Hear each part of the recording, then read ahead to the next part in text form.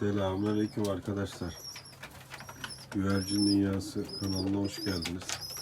Yavrularımız 39 günlük oldu maşallah, subhanallah. Yarın son günleri inşallah. Ki bugün şimdi gösterebilsem göstereceğim. Yeni kardeşleri çıktı. Babası artık bunlara bakar yavaş yavaş ama anneleri artık bakmayacak diye tahmin ediyorum.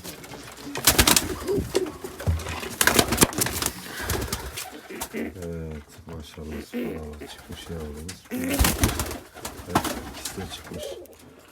Bunların da bugün yeni serüven geliyor. 4. serüven inşallah. Allah'ın izniyle bunları da çekerim.